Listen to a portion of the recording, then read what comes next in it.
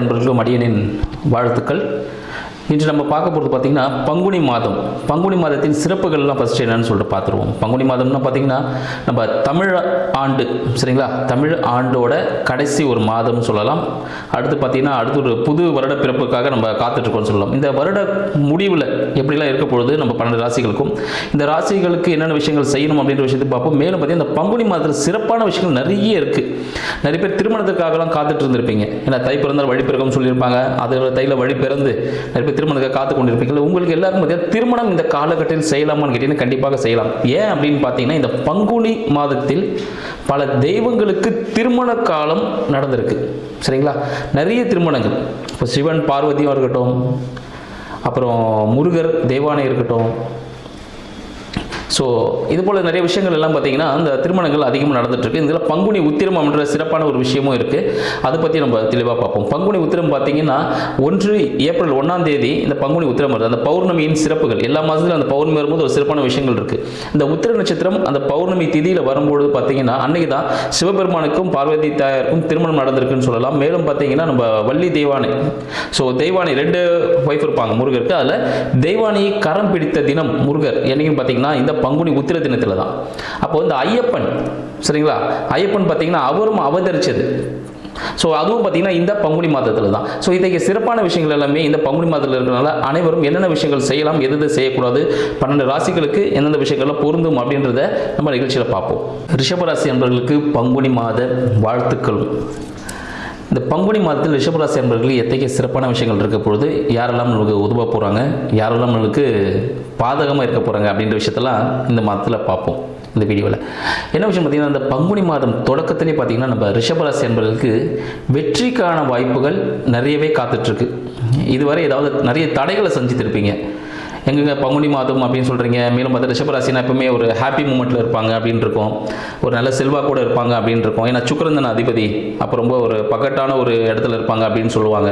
ஆனால் அது மாதிரிலாம் இல்லை அப்படின்னு சொல்லிட்டு எங்கே இருக்க அனைத்து ரிஷபராசி அன்பர்களுக்கும் இந்த பங்குனி மாதம் ஒரு வெளிச்சமாக இருக்க போகுது. ஏன்னு பார்த்தீங்கன்னா உங்கள் அதிபதியை உச்சத்தில் இருக்கிறார், கூட சூரிய பகவான் இருக்கிறதுனால அந்த பிரகாசம் என்னாகும், இன்னும் பிரைட்னஸ் அதிகமாக இருக்கும். அதாவது எப்படின்னா நீங்கள் இப்போ ஃபங்க்ஷன் போகிறீங்க, நார்மலாக குளிச்சுட்டு ட்ரெஸ் பண்ணி ஒரு ஆஃபீஸ் போகிறதுக்கு ஒரு ஃபங்க்ஷன் போகும்போது என்ன பண்ணுவீங்க, அடிஷ்னலாக கொஞ்சம் உங்களை அழகுபடுத்தும் பொழுது இன்னும் அந்த ஃபோட்டோகிராஃபில் எப்படி தெரியும், இன்னும் பிரைட்டாக இருப்பீங்க பாருங்கள்.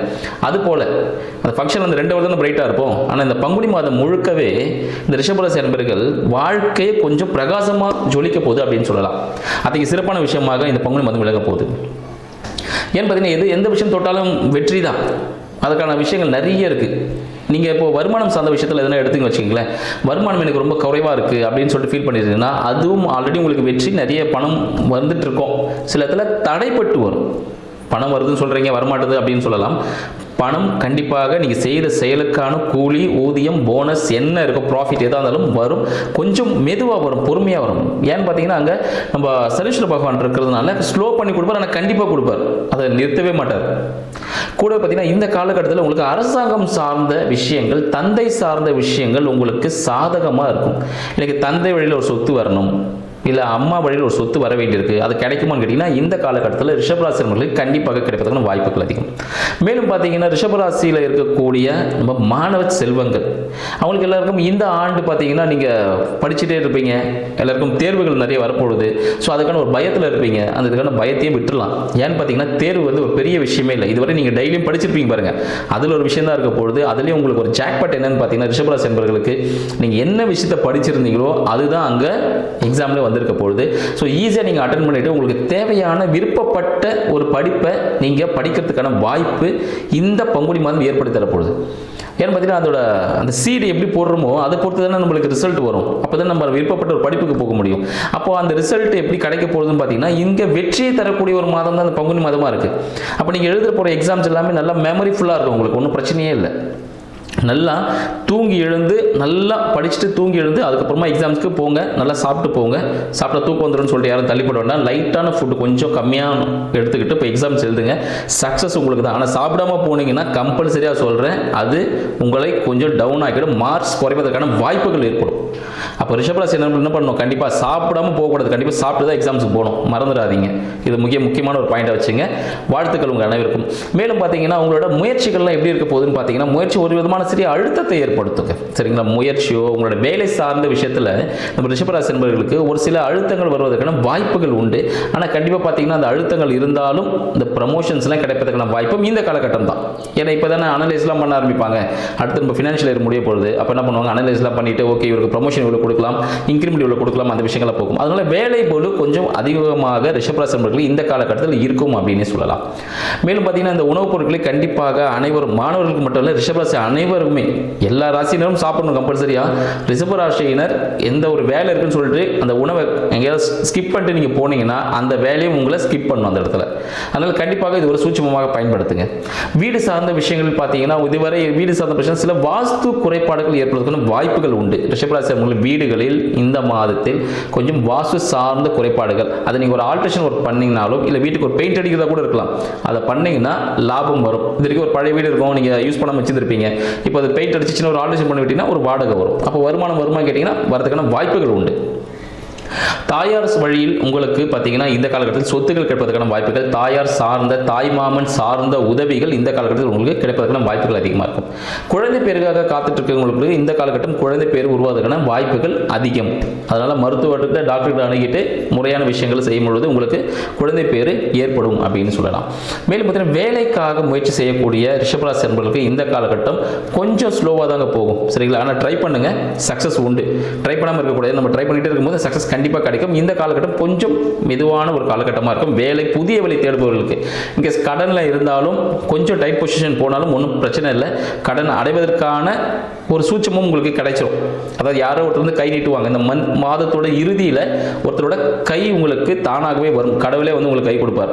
இது போல் நீங்கள் வந்து ஓகே இந்த வழியில் போயிட்டு கடனை அடைச்சிரு அப்படின்னு சொல்லிட்டு. மேலும் திருமணத்திற்காக காத்து கொண்டு இருக்கக்கூடிய ரிஷபராசி அன்பர்களுக்கு இந்த காலகட்டம் பார்த்தீங்கன்னா ஒரு ஜாக்பாட்னே சொல்லலாம். ஏன்னா பார்த்தீங்கன்னா இதுவரை யாருக்கெல்லாம் திருமணம் ஆகாமல் இருக்கும், உங்களால் வரன் ஆல்ரெடி அமைஞ்சிருக்கும். இப்போ திருமணம் நடப்பதற்கான ஒரு வாய்ப்பு அதுவும் உங்களுக்கு காத்துட்ருக்கு. முக்கியமாக பங்குனி உத்திரம் அந்த நேரத்தில் கூட நீங்கள் யூஸ் பண்ணிக்கலாம். இந்த சுமங்கலியாக இருக்கக்கூடிய பெண்கள், சரிங்களா, சுமங்கலியாக இருக்கக்கூடிய பெண்கள் மற்றும் திருமணத்துக்காக காத்து கொண்டு இருக்கக்கூடிய பெண்கள், ஆண்கள் யாராக இருந்தாலும் பங்குனி உத்திரம் அந்த காலகட்டத்தில் நீங்கள் ஒரு விரதம் இருந்தும் ஸோ அந்த திருமணத்திற்கு கண்டிப்பாக எந்த கோவிலில் திருமணம் நடக்கிறதோ தெய்வங்களுக்கு அங்கே கண்டிப்பாக போய் இருந்து அந்த திருமணத்தை கண்டு கழிச்சிட்டு அதுக்கப்புறம் சாப்பாடு இருக்கும் அதையும் முடிச்சுட்டு மொய்யும் கண்டிப்பாக வச்சுட்டு வரணும். போனேன் முடித்தேன் வீட்டுக்கு வந்துட்டேன் அப்படின்லாம் இருக்கக்கூடாது. அந்த விஷயங்களை முழுமையாக பங்கு கொள்ளும்பொழுது உங்களுக்கான விஷயங்கள் மிக விரைவிலேயே உங்களுக்கு நடக்கும் சொல்லலாம். கூட்டு தொழிலுக்காக இந்த காலகட்டத்தை கொஞ்சம் தவிர்ப்பது நல்லது. மேலும் பார்த்தீங்கன்னா ஏதாவது கடன் சம்மந்தப்பட்ட விஷயங்கள் இல்லை அடிவேறு சம்மந்தப்பட்ட விஷயங்கள் எதனா இருந்துச்சுன்னா, கோர்ட்டு கேஸ் வழக்குகள் எதனா இருந்துச்சுன்னா அதெல்லாம் பார்த்தீங்கன்னா இந்த காலகட்டத்தில் கொஞ்சம் பணம் செலவு பண்ணி அதெல்லாம் சரி பண்ணக்கூடிய ஒரு வாய்ப்பாக இந்த காலகட்டம் அமையும் சொல்லலாம். மேலும் பார்த்தீங்கன்னா இரண்டாம் திருமணத்திற்காக காத்து கொண்டு இருக்கக்கூடிய ரிஷபராசி அன்பர்களுக்கு இந்த காலகட்டம் வாய்ப்புகள் உண்டு. கொஞ்சம் ட்ரை பண்ணுங்கள், வாய்ப்புகள் உண்டு. வெளியூர் வெளிநாடு போவதற்காக இயங்கிக் கொண்டிருக்கக்கூடிய ரிஷபராசி அன்பர்களுக்கு இந்த காலகட்டம் ஒரு வெற்றி பாதையை கொடுக்கும் அப்படின்னு சொல்லலாம். ஸோ நீங்கள் இதுவரை ட்ரை பண்ணியிருந்த விஷயங்கள்லாம் இந்த காலகட்டம் உங்களுக்கு கிடைப்பதற்கான வாய்ப்புகள் அதிகமாக இருக்குது. எனவே ரிஷபராசி அன்பர்களுக்கு மொத்தமாக சொல்ல போனால் இந்த பங்குனி மாதம் ஒரு ஜாக் பாட்டினே சொல்லலாம். எதை செய்யணும்னு பார்த்து செஞ்சிட்டிங்கன்னா உங்கள் வாழ்க்கையில் வெற்றி பெறுவதற்கான வாய்ப்புகள் உண்டு. நன்றி, வணக்கம்.